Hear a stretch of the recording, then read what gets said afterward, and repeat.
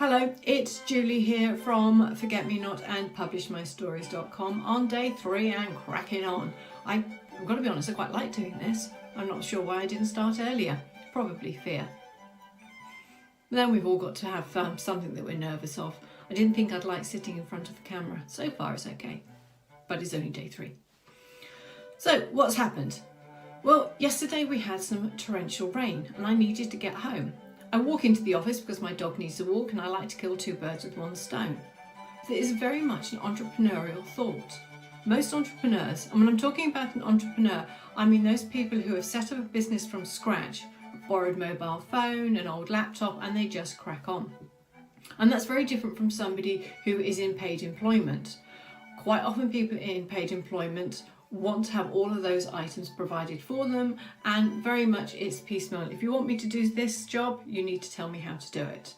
If you want me to do a particular task, I need the tools to do those. Well, an entrepreneur will look at things very differently.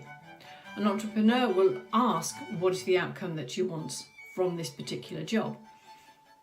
And it is only then that they will then try to work out how to do it.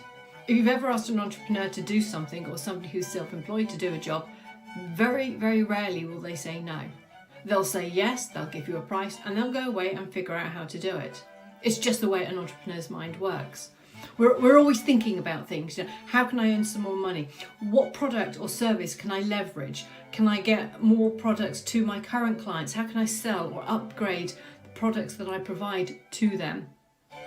If I'm looking at my website, can I improve the sales? Can I increase the number of people coming to the website?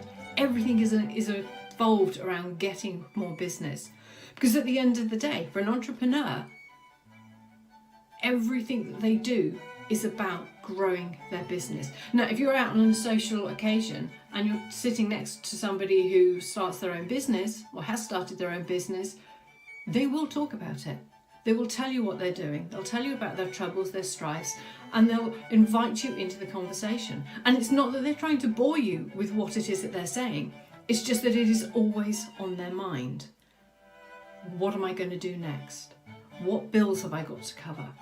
So never worry if you're an entrepreneur that you're talking about all of these things, because it is natural. We all do it. Now, back to my story about the rain. So I was there thinking, how am I going to get home? Because I need to get home for a conference call and the dog needs to get walked. I had very limited tools and I had no coat. So I came up with what I thought was an ingenious solution. I got an old plastic bag, I cut a hole in the head and I cut some holes in the arm. So there I had a makeshift raincoat, which I thought looked really good. One of my colleagues from the business centre that I'm in just stood there watching and couldn't believe what it is that I was doing. And I explained why I'm doing it, because I want to get home. To her, it would never occur to her to get a plastic bag and make a makeshift raincoat. She was just standing there waiting for the rain to stop to get into her car. Her car was 10 feet away. Now, I'm walking a mile to get from my office to home. So my need potentially was greater, but it just didn't occur to her. Now, I had another occasion when I first started up my business. I didn't have any clients. I didn't do anything at the time. It was just in the planning stages. And I used to come into the office in jeans.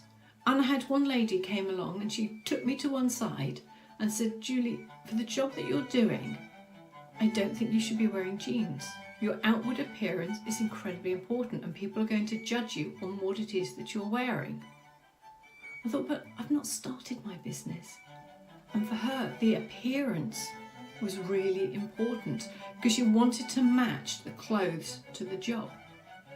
I remember when I was in Denmark, I studied in Denmark for a year and I needed to change some money.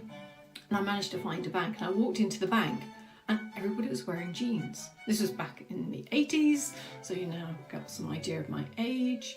But I just looked around and I thought, oh, I'm in the wrong place. And one of the tellers actually came running after me and said, no, wait, come on, it is a bank. You're obviously English. We have this all the time with the English. You come into the bank, you look at us wearing jeans and you walk out. You know what? Inside, we're just as good as our outside, was his attitude. And I've got to say, he's right. And it is something I have taken on board. So what is my learning for today?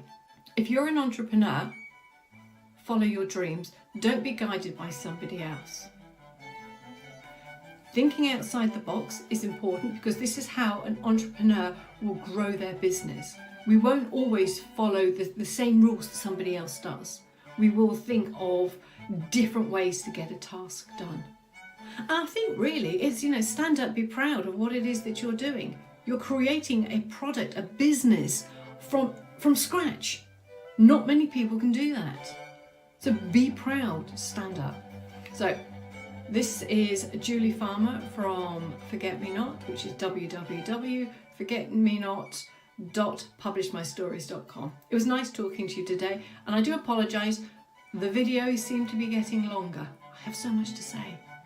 All right, take care, and I will hopefully see you tomorrow. Goodbye.